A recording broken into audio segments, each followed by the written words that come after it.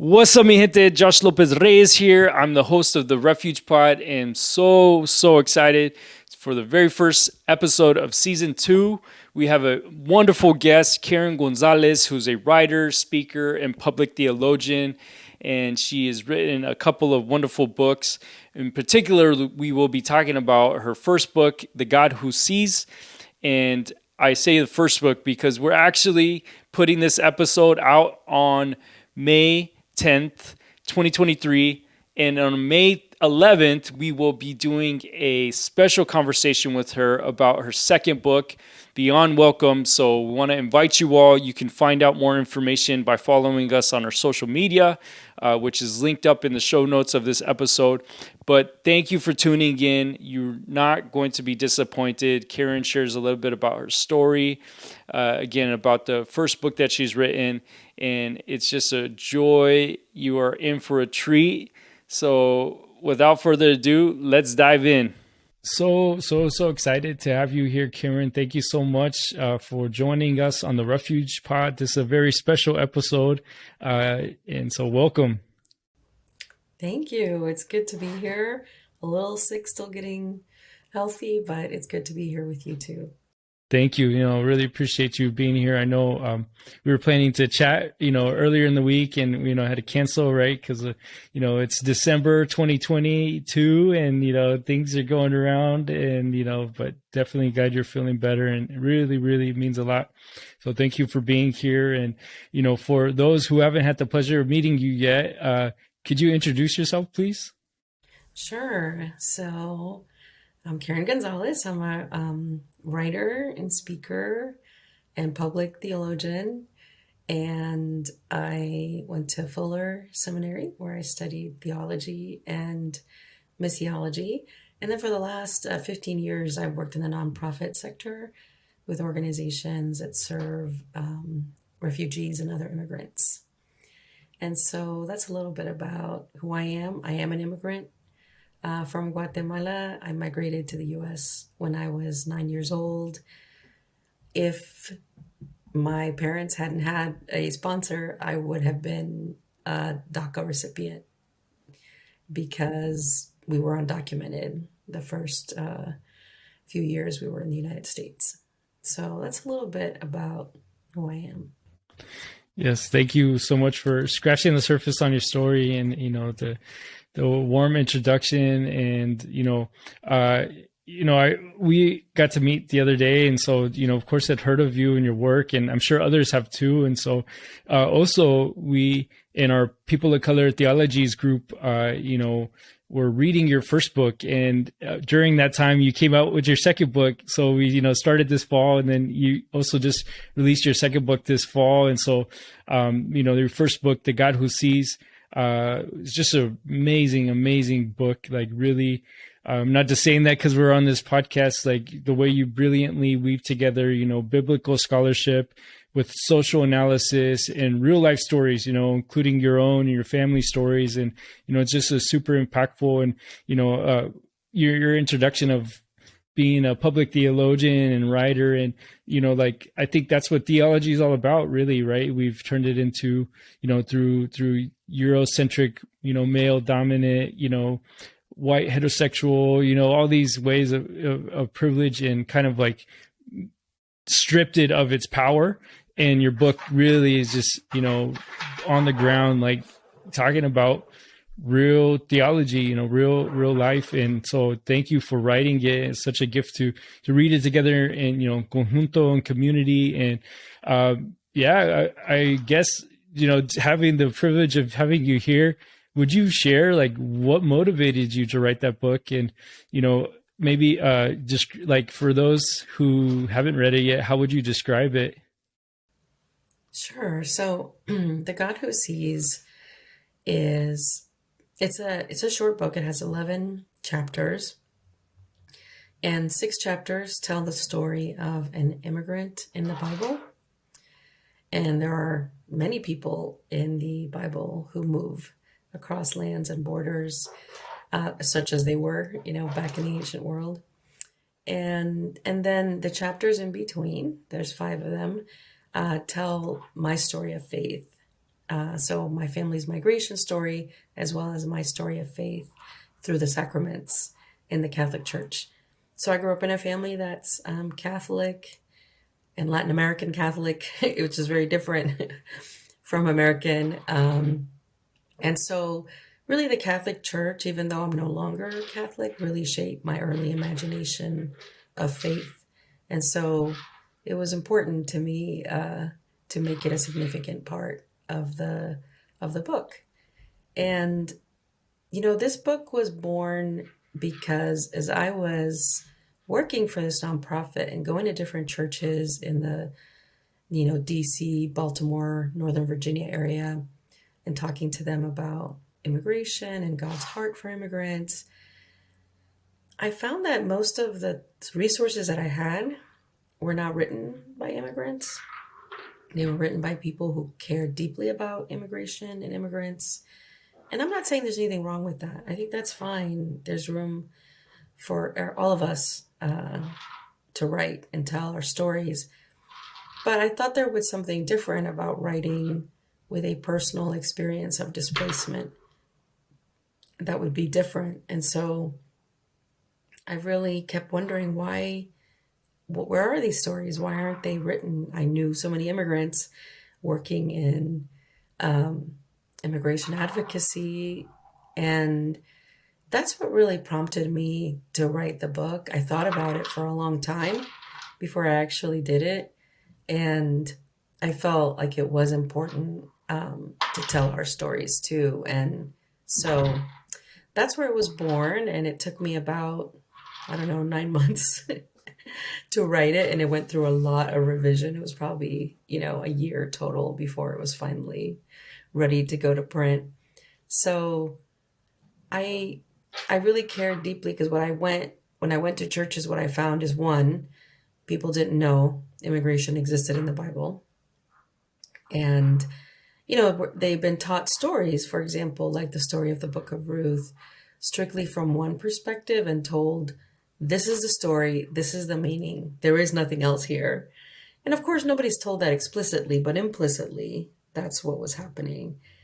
And when I wrote about that story, I wrote about it as a story of migration, of poor economic immigrants who leave Judah to find food and refuge in Moab.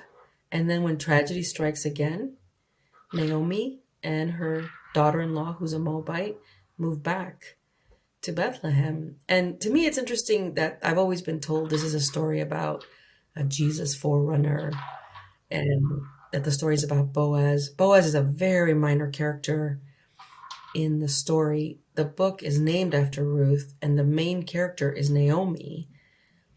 All the men in the story die in the first 5 verses. And so this is a story about migrant women and their survival. And yet I never heard that from any pulpit in any Bible study. I never heard anything like this. And so that's what I did. I took stories that are well known and familiar to people, but I told them from the perspective of migration through that lens. Yes. No, thank you, Karen, so much. Really, it's such a gift, for our communities. Like you're saying, unfortunately, right? Theology has been told through a very, very narrow lens, right? And like how you said, we all need to share our stories. We all need to, but that's the thing, right? There's so many voices that, are out there that are, not heard, not that, that paternal saying, being a voice for the voiceless, that's BS, right? We all have a voice. It's just people are hogging the mic, and, I love how you really, just, bring us to the ground in your book, your first book here, The God Who Sees. And, like you're saying, telling it from a perspective of somebody who has experienced, immigrating here to the United States, right? And how you also just, I think, this of course, issue is demonized here, it's criminalized here, right? But the way that you talk about it from, of course, not just also, just naively like saying it's a great thing, but it's a human thing, right? It's a human experience. And like, that's really what I got out of reading it. And, I think, definitely, ironically, this idea of seeing, right? Like, I think our immigrant community is seeing through, hearing these types of stories, and they're so important. And, you mentioned, like the sacraments too. Like, I think that was very profound too, right? Like, again, like these things that, I also grew up Roman Catholic, and I want to talk to you a little bit more about that. Like, because I think a lot of us in the, Latina, late Latinx community, like we've kind of grown up non-minimally Catholic, got introduced to like evangelicalism, and then, kind of find ourselves in this other, like, on the other side of that. But want to talk more about that later. But I think the sacraments, how you talk about them in the book, it's so like just practical, right? These are things not just like for the four walls of the church, but these are things that are, a means of grace. They are things that help us to live out our discipleship, help us to live out healing the world, right? And, obviously in this case, talking about immigration justice. And, I also love you mentioned the book of Ruth, but like you talk about the Holy Family, right? We're in Advent right now. And I think, I love how you talked about, just, one of those final chapters about Jesus himself, his family being refugees, right? And I think we oftentimes forget that. And, you have this quote, I'm going to read it real quick. It says, "It seems so appropriate that a church born out of a God born to a humble Middle Eastern family in a conquered and subjugated land would find hope for mostly poor immigrants." And like, again, like that idea of solidarity, right? And I love how at the end of the book too, you flip, like it's not a matter if God sees immigrants, but it's a matter if we see God within our immigrant community, that solidarity, right? Like, that Matthew 25 idea of like, do it for the least of these. And, really, really, found it so encouraging, especially, us here, we're working with our immigrant community, right? And I think it's such a huge resource for, our community here. And I know many other communities. So thank you for writing this. And, I know you also have written another book that came out that's kind of a segue, right, to this one. I know when we were talking about it the other day, and it's called Beyond Welcome. And would you also give us a little plug? Like, definitely, why'd you write that book? And like, can you tell us a little bit of what it's about too? Sure. So that book, If the God Who Sees, is sort of an introduction to seeing God's heart for immigrants. Really, Beyond Welcome is part 2, is sort of the 102 class. And so as I was going around speaking a lot about the God Who Sees and talking to people about God's heart for immigrants, what I found was there were a lot of people who kind of said, very indirectly, obviously, well, I already care about this. I already welcome immigrants. My job is done. And so what I wanted to do was, well, no, none of our jobs are done. First of all, welcome is the very beginning of the conversation. That's the very entryway. It's the very least that we can do. And from there, we have to move into kinship and mutuality. We have to move into solidarity. And we have to move into advocacy together, because it's our collective liberation that's at stake. And so that's what this book is it's really not a book that's practical in the sense it's going to give you a how-to or where to go and what to do or where to serve.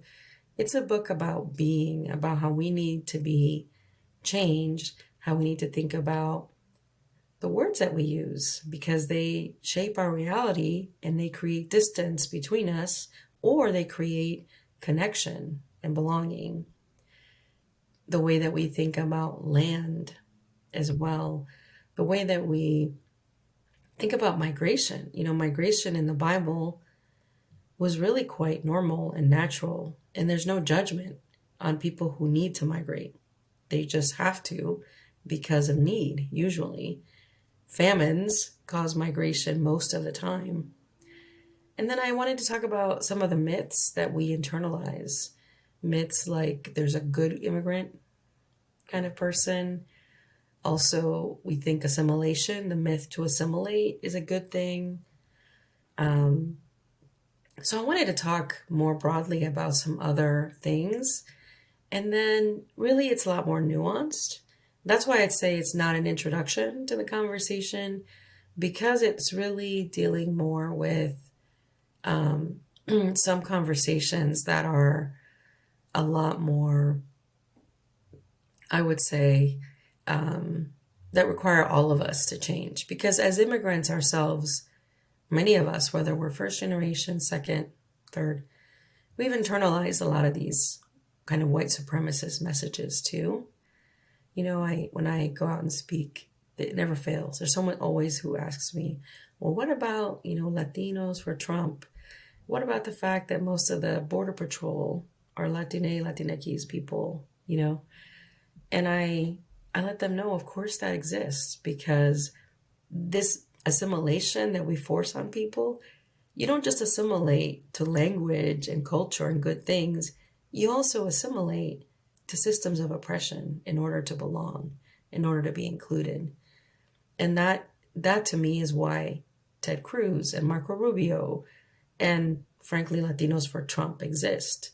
Because of that, there's sort of a promise made that if I capitulate to white supremacy, I'm going to belong. I'm going to be included. And of course it's a lie, right? Because it's not true. So yeah, the conversation in this second book, I would say, goes a little bit deeper in certain areas, because it isn't a one-on-one conversation, and it is for immigrants as well as for other people who are not immigrants. But I think all of us have work to do in that sense. I know I talk about in the book how I used to really unconsciously buy into these myths, like being a good immigrant, being the good kind of immigrant. I grew up in Florida, where Cubans were seen as the good immigrants because they came as refugees and they're fleeing this terrible political regime, right? And they came legally. And so sometimes I let people think I was Cuban because there were such good associations with them. But that's part of the good immigrant myth, right? Is that you come legally, you come because of, desperate need. You're here to, work hard and keep your head down, and you're so grateful for everything that you have. So these messages exist, and they're really harmful. We start holding up not only ourselves to these kind of rubrics of worthiness, but also other immigrants. And that really mars the image of God in one another. Because all of a sudden, it's not enough to be. You have to perform, to belong, to be included. And it's very anti-gospel, right? 1,000%. Yes. Mic chop, boo, boo, boo.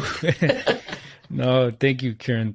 That's so beautifully put. And can't wait to read your next book, your second book, I should say. And I mentioned, we have this book group. It's not just a book group, but it's called a BIPOC, people of color, Black, Indigenous, and people of color theologies group. And we're going to read it next for the next round. So, we just finished The God Who Sees. And so definitely can't wait to dive into it more. And, so important, I think, to move beyond, right? The intro, right? That a lot of, I know you have a lot of experience with this, and I do too, working with churches, working around this issue that is the civil rights, one of the most important civil rights issues of our days, right?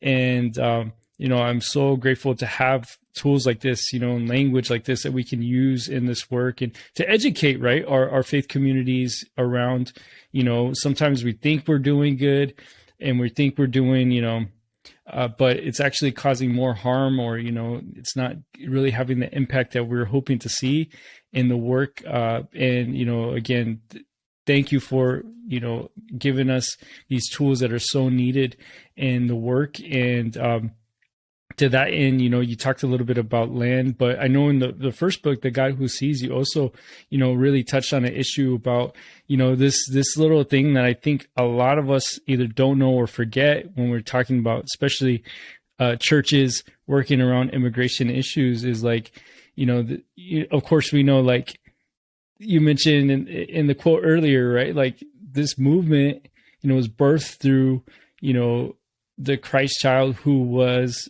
a refugee. The family, was a marginalized, family in occupied land, right? Through the Roman Empire. And then eventually, they built this beautiful movement, right? In the early church. And then it gets, basically opted through the same powers that crucified Christ, right? And, you have these state churches. And you mentioned in the book, like, that's kind of how, eventually we get these human-made borders that we have today, right? So I love how you compared, the geographic, political borders. They were very different, right? In the ancient world, as to our issues today, but the ethics, they're still there, right? The ethics, we can still learn from it. But ironically, you mentioned, these same churches, quote unquote churches, right? Are the ones that made these borders that have caused so much harm, right? They've caused, this myth of like safety and security and nationalism, it's caused more division and killings and, violence. And, I love how you remind us about that. And, I think another reminder that is helpful that, especially I've experienced and, in working with churches is like, we forget that we're all immigrants here unless we're indigenous to this land, right? We forget unless we're indigenous to the U.S.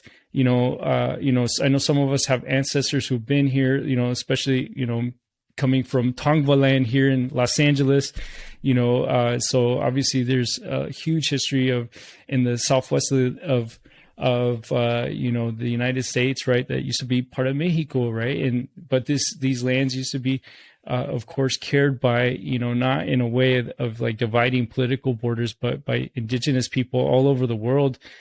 But of course, through, theology, right? Through a certain manifest destiny and ideology, we have come in and basically like, we think this land belongs to us. And so that word welcome is an interesting one, right? As if we're the ones welcoming people and we're not all God's children, all created in the image of God. And so like, what has been your experience like in like trying to educate, around these issues, especially with churches that mean good, that want to do good, but don't really remember these really important parts of history. Yeah, and largely I don't remember them because they're not really taught. They are things that have somehow we live as if the way that we live has always been this way. Borders have always existed, when in fact they haven't. Certainly separate lands existed, but these hardened borders where we require all this paperwork for people to cross, that is all fairly new, historically speaking, right? And it's interesting. I think, I spoke to this professor when I was out in San Diego at a university, and he said, I tell the students all the time, theologically speaking, we cannot defend borders. We can't, because that's not, what Jesus was about. He's like, can you imagine Jesus waving a Roman flag or protecting Roman borders? That's not at all what Jesus came to do, right? Right. You imagine, right? That would be so ridiculous.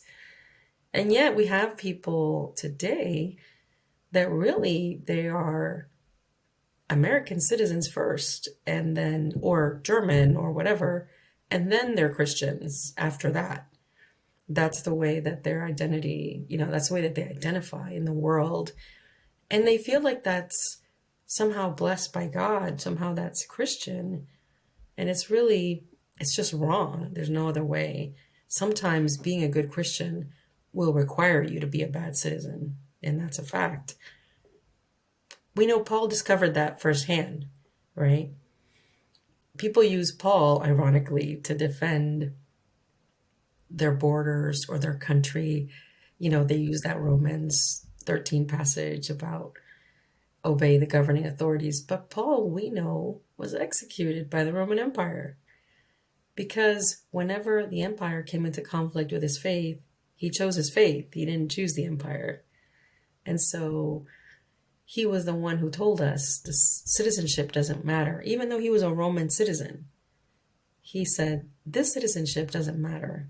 The only one that matters is the one that is in heaven, right? Being part of the kingdom. So to me, I don't know where to even start with churches who firmly believe this. Certainly, most pastors are not teaching that. It's something that people are learning elsewhere or just assuming is part of their faith. I do devote a whole chapter to thinking about land because you can't talk about belonging without talking about land and the way that we theologize about the land. It really matters. And the fact is, in the scriptures, what we see, especially in the Hebrew Bible, is that Israel didn't have land. They had use of a land. So the land belonged to God. It didn't belong to them.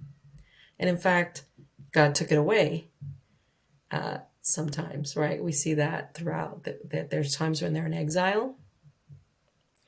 And when we come upon the genealogy of Jesus in the book of Matthew, they're once again a conquered people. So the idea that somehow the land belongs to us, which is the way that we behave, we treat land as a commodity rather than as a gift of our Creator. So this summer I was in Guatemala and I was studying a Mayan language. And I learned a lot about the worldview, and a lot of it, and this, by the way, is a part of Native American theology of Mesoamerica, North America as well, where they don't view the land as belonging to them, the indigenous communities. They view the land as belonging to the Creator, but it's a gift for their use, right? And so the right relationship with land is for humans to take care of the land, and then the land will take care of the humans, right? It will produce, it will be fruitful if we live in respecting it and caring for it, right? Being good stewards. But a Western view is that human beings are at the very epitome of creation, and they have the ability to dominate the world. And so that's a very different relationship to land, because all of a sudden land is yours to claim, and you can claim it and kick other people out. You can buy it, you can sell it. There's this great quote from a Shawnee chief, Tecumseh, where he says they're trying to buy land from him, European settlers. And he says, buy land? That's like buying air. That's like buying water. It's a gift from the Creator. You don't buy it or sell it. So I think that there's a lot that we have lost in terms of ancestral memory, because there are voices, like you said, that we have made voiceless. Nobody's voiceless, right? But there are voices that are preferably unheard or that are silenced. And we have silenced and we've lost a lot of the wisdom of indigenous traditions.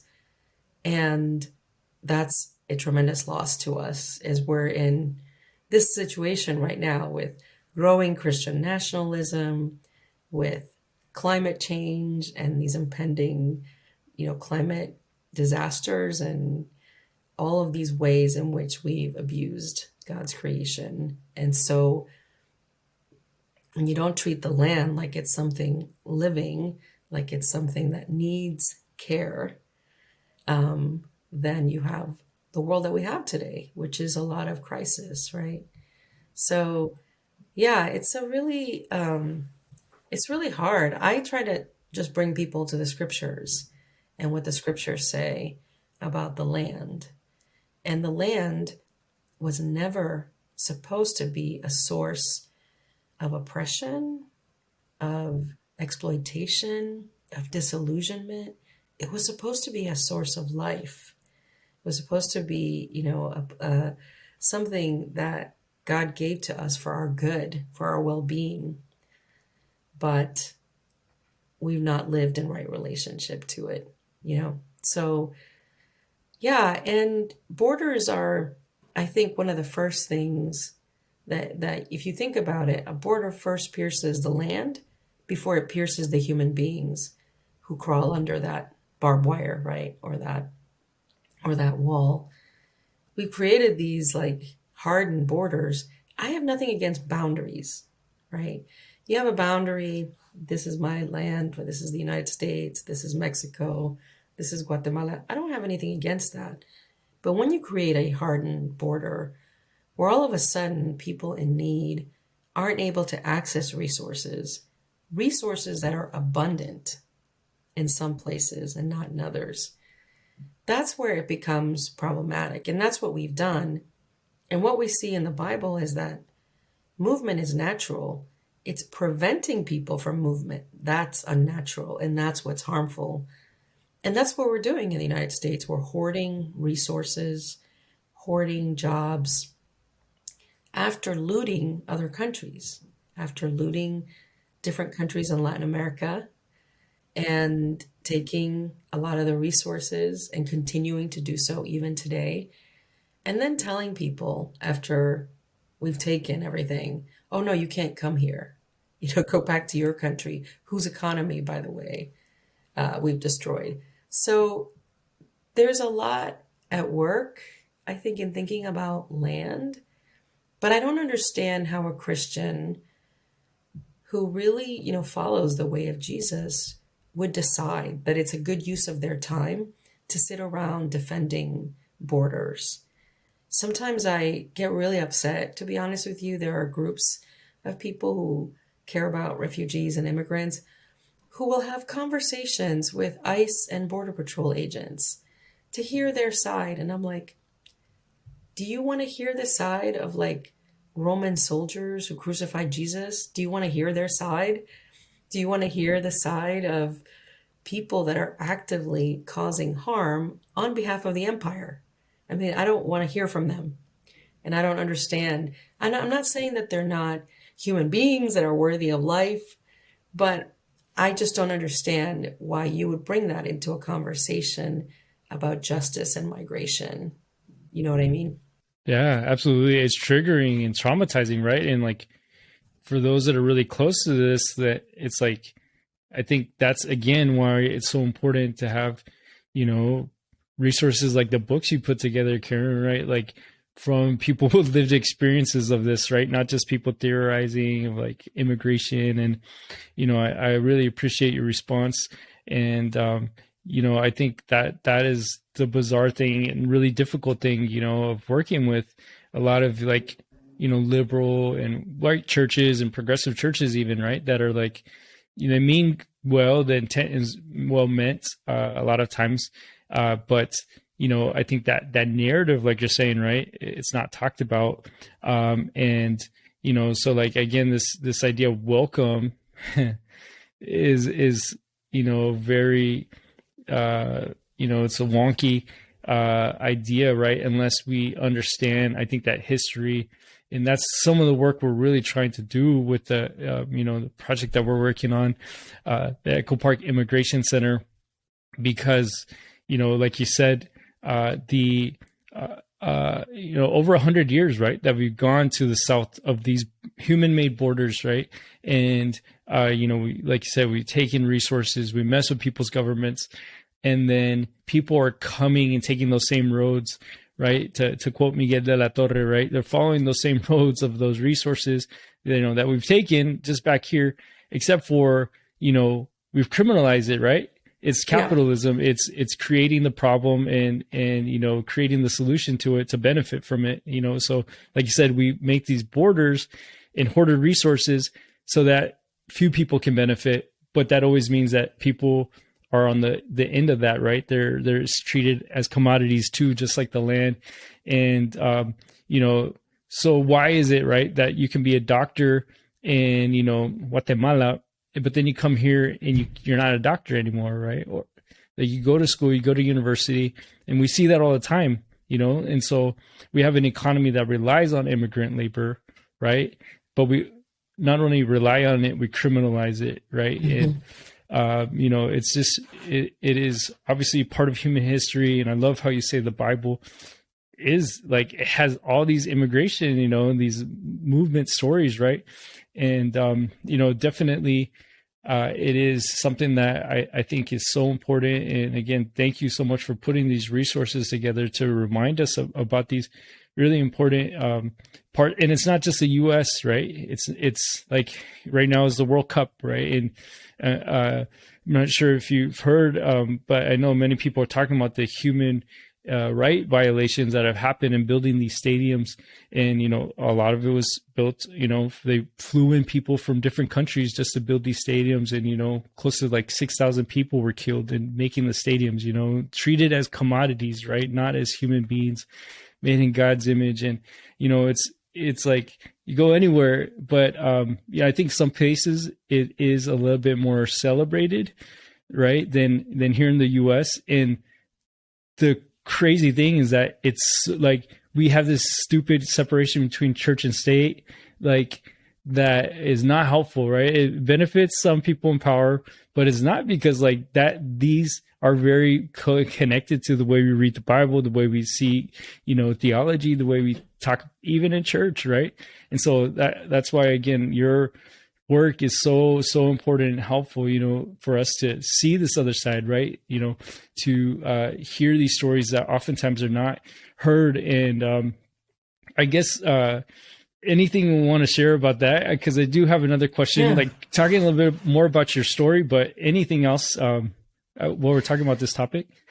No, I think you're absolutely right. When I was traveling at the end of October, I ended up in this really long layover in California, and I was talking to this couple who had just done a cruise.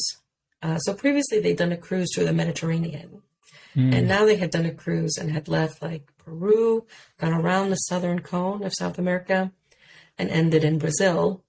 Wow. And they were telling me how they didn't really enjoy it because there's so much poverty, and you just don't want to see so much poverty when you're on vacation. And what I told them was, I said, no, I said, I think you've misunderstood something. I said, Latin America is not poor. Latin America has been looted. Yes. Just like Africa has, just like Asia has. Exactly. And it's true. The American dream has become a nightmare from people in the global South, because our lives become disposable in order to create comfort and well-being for a few people in North America, because it's not even. And so I said, the riches that you got to see in Spain and all these other places, France and Italy, well, these are places that really engaged in colonization. Exactly. And then robbing other people's resources and bringing those riches back to their countries.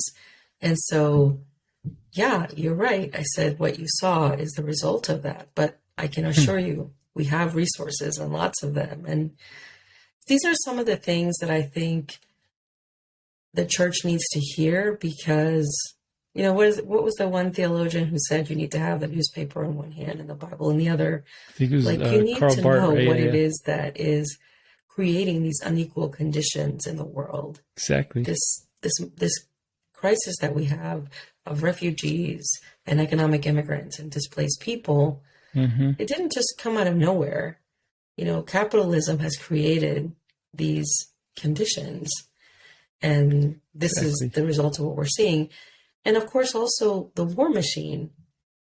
I think there's a map that you can find, very easy to find on Google, of all the places in Latin America where the United States overthrew a democratically elected government and installed their own, installed a sort of puppet, right, regime. Exactly. And now you're seeing all these countries in Latin America turning against the U.S. and going left. Mm-hmm. And again, this didn't come out of nowhere. Mm-hmm. This has come because of history and relatively recent history. And so, yes, I think it's important for Christians to be informed, and it's important for us to understand what is causing migration. You know, the gangs in Central America all come from LA, right? Yeah, I love how you talk about it in the book. Yes. Mm-hmm. In The God Who Sees. Yeah. What were you saying? Yeah, I mean, what happened? There was a lot of Central American people who left in the 1980s because of the civil wars the U.S. funded in our countries. Exactly. Those people were undocumented. They brought their kids. They lived in, because they were undocumented, they lived in under-resourced neighborhoods where their kids, they were working while their kids looking for belonging, right? Yes. And a lot of the Central American gangs they were trying to protect themselves from Mexican gangs. And that's how they were born. Right. And then these kids go to jail, right? Because of this gang activity. Because the source, you know, the root of the problem is never addressed. They come out of jail and they get deported. Exactly. They get deported straight back to Guatemala, El Salvador, Honduras. And what happens? Well, in jail, they learn how to really have sophisticated, you know, crime enterprise. And now all of a sudden you have the huge problem that we have that's now creating a new wave of migration. Exactly. So again, you know, the root of the problem was the United States in the first place and the foreign policy that created that. And so, yeah, I try to talk about these things when I go to different churches or conferences or colleges, because these are not things that are well known. People aren't learning them in school. I'm reading a book right now about the overthrow of the Guatemalan government in 1954. And it's interesting, the president of Guatemala back then, his name was Jacobo Arbenz Guzman. He had wanted to take land away from United Fruit Company and give it back to indigenous communities who worked the land. Wow. So the United Fruit Company petitioned the CIA and accused the president of being a communist, falsely. Of course. So they overthrew his government, and overthrowing his government set into motion the civil war that ended up happening in Guatemala a few decades later.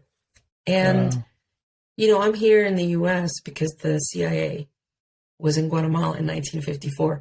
I wasn't even born then. My parents were little kids, but that's why I'm here.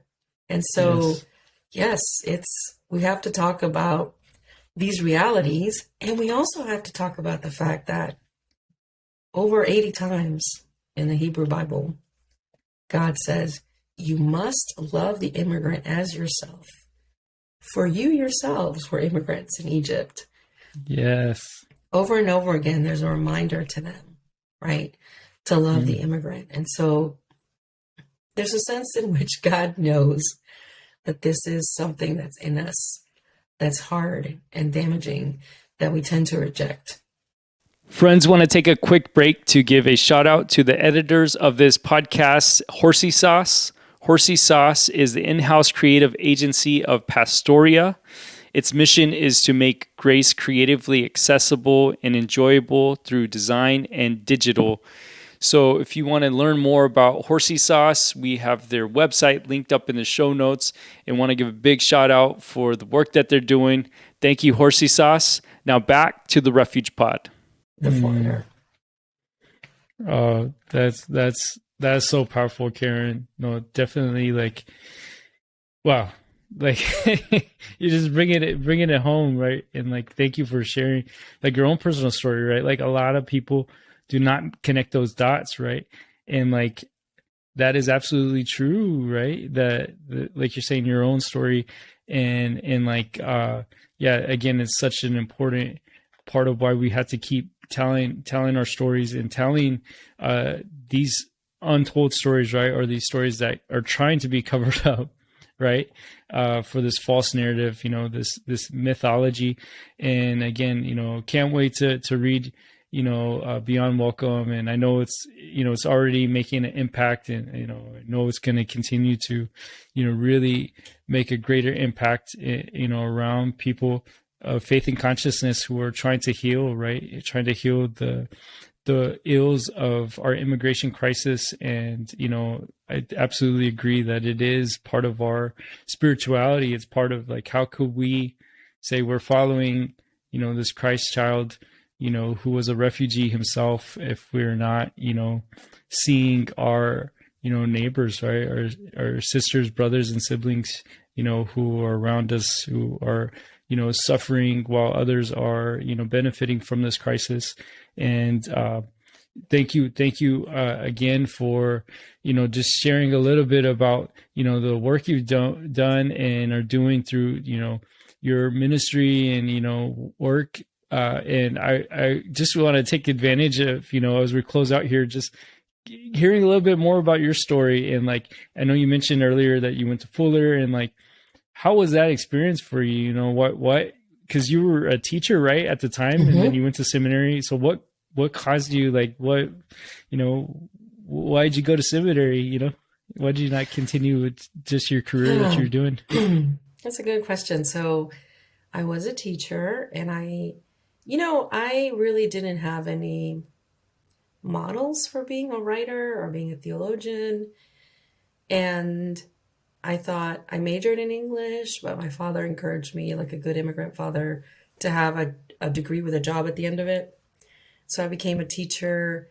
I really don't love working with kids. I like teaching, but working with kids wasn't for me, even though it was high school. And I never really enjoyed it, to be honest. And then what happened in my life is that I ended up going overseas with a Christian service agency, and I taught English in Kazakhstan and Russia for a few years. And when I was there, I had a real crisis of faith, to be honest, because I realized that I'd been in these white evangelical spaces. I was in InterVarsity, which is a college ministry. Then I was in the white evangelical church. But both those spaces, very white, very evangelical, very conservative. And when I went overseas, I saw that the faith that I'd been taught didn't work there. We were given all these tools about apologetics, and people there didn't care about apologetics. They weren't interested in whether or not this is true. They were more interested in, like, well, what does it mean? How is it going to impact my community, my world, to be a Christian? And what we were doing was basically teaching people to be conservative, evangelical American Christians, which didn't work in that context. And so for me, that created a real crisis. Even reading the Bible with them, with Russian Kazakh students, I remember they just saw different things in the Bible. And it always threw me. I never knew, where to go or what to do with that. And when I came back, I really just felt like, well, maybe this faith isn't real. Maybe it doesn't work, because it didn't work there, and I don't know what to do with that. And I read a book by a woman who had been to seminary and who was writing from that perspective. And it was the first thing I read that really resonated with me and kind of the experience I'd had. And it was the first time I started thinking about, well, if I'm going to go overseas again and serve God, then I need to make sure I really understand and I'm really equipped. And that's why I went to Fuller, and I majored in missiology and theology. So half your courses are in each discipline. And it was a really good experience. It was still very white-centered. There's a really great Centro Latino at Fuller, but I didn't take my classes there. I was in the other track, which was the English-speaking track. And you still, if you wanted to find theologians of color, you still had to go dig and find. And I just remember I was in a, preaching class, homiletics, And there was a class I was looking for, in the schedule for the next quarter. And there was a class being offered that was called Preaching in the Black Tradition. And I remember asking, well, whose preaching class is this then? If that class is preaching in the Black tradition, whose tradition are we learning in this class? And the answer is like, oh, this is just regular preaching. And I'm like, no, it's someone's context that we're learning here, right? And that was still present in seminary. And I tell students of color that please don't expect that you're going to find this great diversity of theologians in seminary. White males, Europeans are still centered, and you will have to do that work yourself. You will have to go out and find. So in both my books, I made a strong and concerted effort that the majority of the resources that I used, commentaries, were written by people of color. But it was work to do that. It's still much easier to go find a commentary written by a white male. And and there's so much that we lose. I'm not saying that white males are bad or that we shouldn't read them. I'm just saying they've had the mic a long time.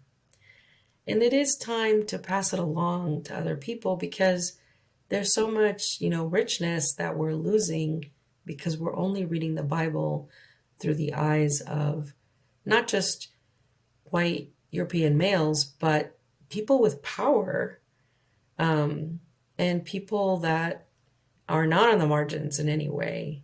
And we're losing a lot of the scriptures because of that.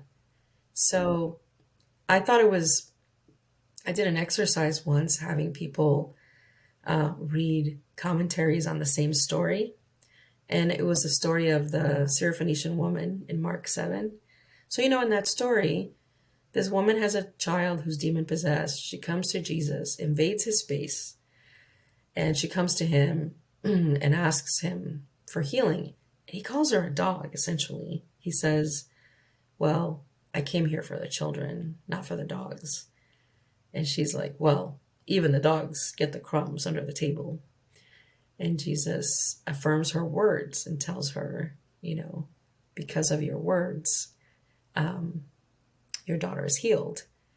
And it's a really kind of disturbing story because you kind of see Jesus not in the compassionate way that you're used to seeing him. But if you read it from different perspectives, we read a commentary by Black women who focus on the fact that the woman uses her voice. She speaks up for herself. She's her own advocate, for herself and for her child. Latinas read it as this woman she's foreign and she's a mother. She breaks all social norms, right? To get an audience with this rabbi, to get what she needs for her child, because this is about survival and well-being, right? And then we read a queer commentary, and that said, they focus on the fact that the woman was considered unclean, contaminated, because there's demon possession in her family. And it's true. She would have been considered that. She had a multi-layered oppression, and the contamination was a part of that. And they focused on that, on how the queer community has been seen that way, as contaminated, and that has created exclusion and judgment, right? So while, the white male commentary also is a good perspective, but all they said was, oh, Jesus is creating a sort of theater to teach his disciples something. And he doesn't really mean what he's saying. And I found it really interesting that depending on your social location, you can read that same text and read those 4 different stories. And really, that's why I think it's critical that we start reading. I encourage people, listen, if you love whoever ex-male theologian, that's fine. I'm not telling you to stop reading him.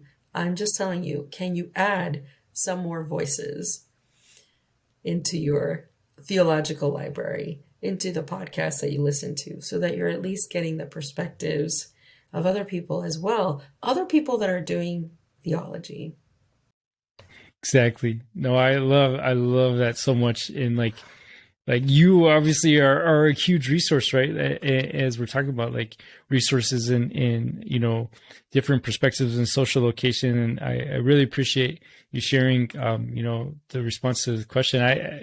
You mentioned both of those things, your time overseas, and then also, of course, this story of the Syrophoenician woman and the God who sees.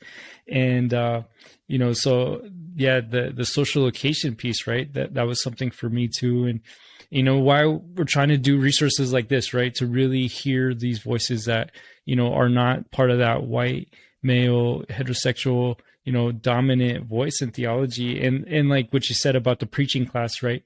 That was something that really was for me in seminary too. It's like, well, this is contextual theology. This is intercultural. This is liberation theology, all these, but then the real theology was always the white Eurocentric, male perspective. Right. And so we know that's not true. But that I think again, as we continue to create these resources and share our stories and theologize, right, from our social locations, we start, because in reality, especially in the US, you look at future, up and coming generations, we have way more, people who are non-white, and I think it's such an important resource, for people to, get to hear, the divine imagination from different perspectives. And obviously it's related to all these other things, these issues of social justice and immigration justice, right? Like when we are able to see from these different locations, social locations and perspectives. And, yeah, definitely, great segue. One more question I have for you, and then we can kind of close out. I want to be mindful of your time, but the, idea you mentioned about, growing up Roman Catholic and, getting involved with the evangelical church, how has, where do you find yourself now, and you do talk about it in the book, right? Of, your own family story, going to the evangelical church or Pentecostal church, right? With your grandmother when you lived here in Los Angeles. And I guess, where do you find yourself now in that? And I mentioned, similarly, I did my first communion as a kid, and then my dad became Pentecostal. So I got introduced to that. And now I work with the United Methodist Church, but where do you find yourself in your spiritual tradition? Yeah, so I go to a Lutheran church right now, like an ELCA Lutheran church, but I just really couldn't continue, I guess, in the evangelical church after Donald Trump got elected and everything that ensued after that with the evangelical church. I think it felt unsafe to stay there, and I really need to be in a place where women are affirmed. And so at that point, I started going to mainline Protestant churches, and I went to an Episcopal church for a while, and then I settled on this Lutheran church. I wouldn't say that I'm Lutheran. I like this particular community that I'm a part of a lot, but I wouldn't say that it's my tradition, that I would, this is the hill I'll die on or anything like that. So yeah, I would say it's definitely changed. I think faith is supposed to be not something that's static. It's supposed to be dynamic. It's supposed to change. It's supposed to evolve throughout our lives. And I'm in a place now where I think I realized that it wasn't really a healthy faith for me to be in spaces where there was, I was one of very few people who were people of color, but also where the faith that was taught was more focused on self-improvement kind of discipleship, versus thinking about how we are one body, how we transform not just ourselves, but the community. And it's for the community. So I think about some of the traditions that I grew up with in the Catholic Church. Like, for example, altar making. I have my little altar behind me there. I grew up with posadas, that was theology in the streets, basically, right? I grew up with things like pilgrimage that were really important, and the lighting of candles when you pray for people, and being on your knees to receive the sacrament, the host. And so these are things that are very embodied and very communal. And I think I lost a lot of that for many years because I was told these things were wrong, and that the Catholic Church was not a real church. And so, and I also realized that a lot of belonging in white evangelical spaces, sadly, the belonging was very fragile because it was dependent on my accepting and saying certain things. And if I didn't, then I didn't belong anymore. So, yeah, so I think it was it was a journey out of it. I think it was hard. Um, and I, really struggled my way out of it. But I think it's a much healthier place now. And I think that's one important thing that I want people to know. Your faith is supposed to shift. It's not supposed to, it's like any relationship. It changes, with time as you change, as you grow. And so, yeah, I think I'm in a good place. Like now I commune a lot with God through writing, which is also a bodily experience, And so that is a way that I really experience God. And, it was interesting when I was studying at Cachiquel this summer. I experienced God a lot through that experience of like reconnecting to an ancient story that I was a part of that I lost. Um, it was very kind of mystical almost, that idea of connecting to this story that, yeah, that I'm a part of. And so it really interests me a lot in ancestral memory and um, kind of recapturing some of that lost wisdom. One of the things that I learned were really interesting is that, the country's called Guatemala, but the indigenous Mayans called the country Ishimulef, which is a word that means land of corn, because they believed that we were people of corn and that corn represented all the ways that people look. There's black corn, there's red corn, yellow corn, white corn. Um, and corn has to be created, it has to be cultivated. It doesn't just appear. So it's kind of interesting. And I've learned a lot about the way that story is a part of who I am. But, even in Guatemala, people reject indigenous wisdom and where there's still a sort of white supremacy and aspiration toward European ideas. Nobody wants to say they're indigenous, except for indigenous people, obviously, but people they reject that part of their story. So I think there's a lot of work to be done, but that's really where I'm growing and learning now, is thinking more deeply about a theology of migration and about being connected, more communally and less about personal faith. Right.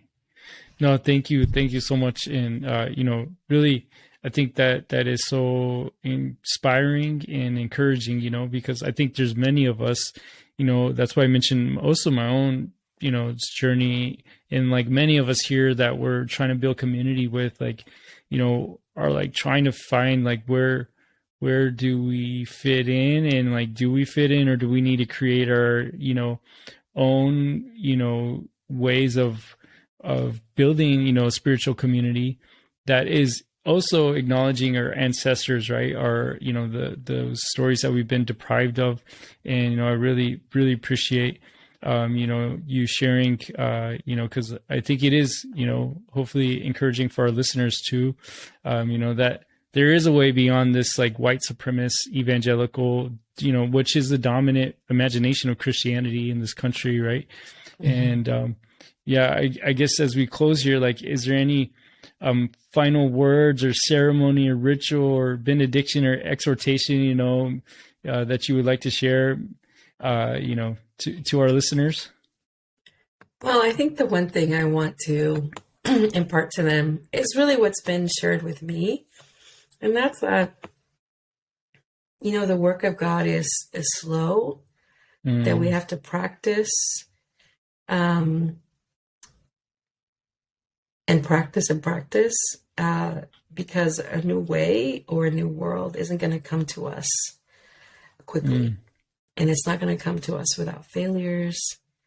So we have to keep with our, I read in an account I follow called In Flesh, they said radical rituals of hope and curiosity, of learning and unlearning, of mending and repairing.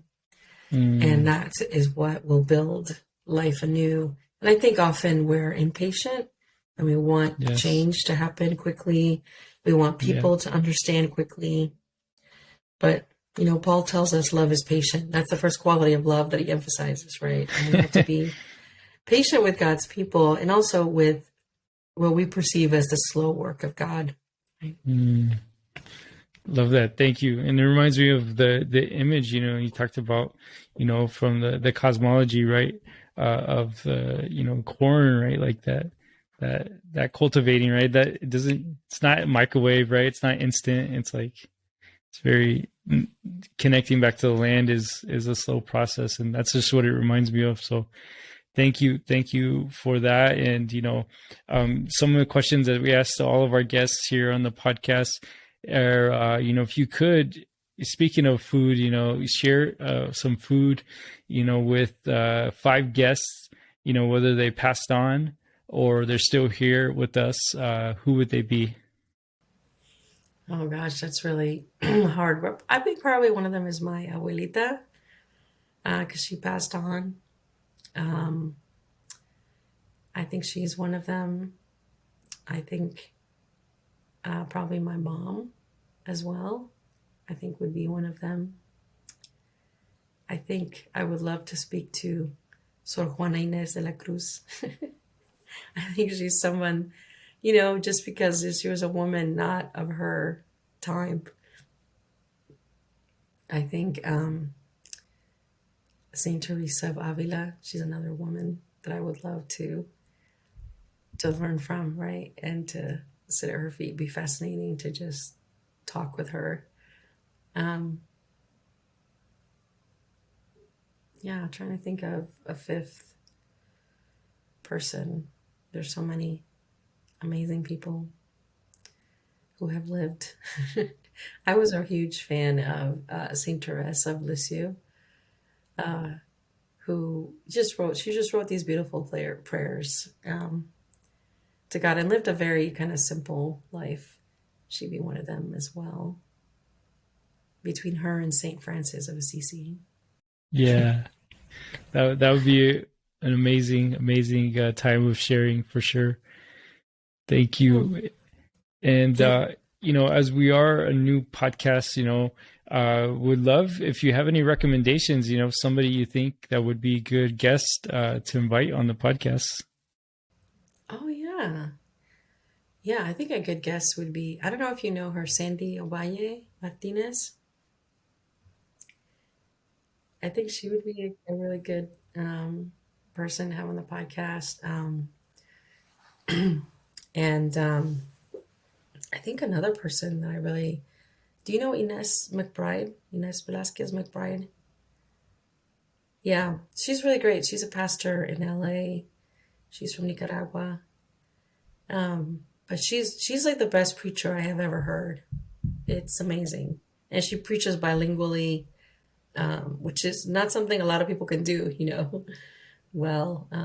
But she's another person that I think is a really, just a really strong faith, really, really powerful woman. Those would be some good people. Definitely. No, thank you so much. Definitely great recommendations, and definitely want to reach out and invite them on.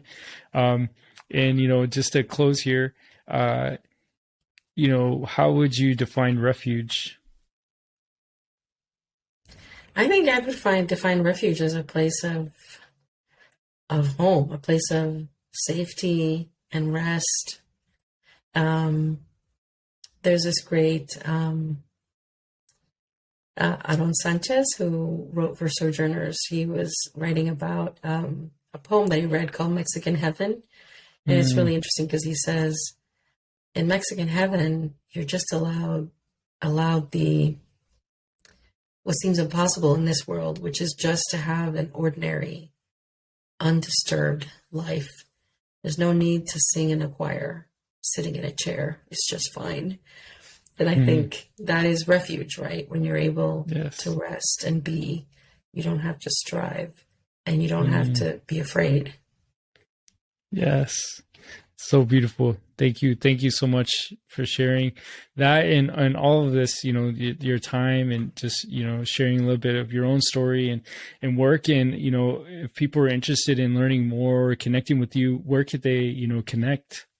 Sure. So I'm on social media. I mean, social media is kind of falling apart. Maybe it hit its peak and now it's declining, but I'm on Instagram and Twitter at @_ J González.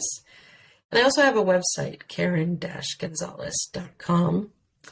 And those are great ways to reach me because I'm on there pretty frequently, less so. I also have a newsletter that I publish every month, just musing about the kind of things we're talking about here. Yes. So. Amazing. And they can sign up for it on your website? On my website, yeah. Awesome. No, well, definitely we'll include it in the show notes. And again, I can't say thank you enough, Karen, for, compartiendo, sharing, and, really just wish you a great Advent season, and can't wait, for folks to get to hear this. Thank you, Josh. And have a blessed Advent as well. Thank you all so much for listening and watching another episode of the Refuge Pod. We're so grateful for Karen and the work that she's doing. If you want to find out more, we have her information linked up in the show notes, our website and social media, and be sure to get her books if you haven't already. Can't highly recommend them enough. And we will see you all in another episode of the Refuge Pod. Peace.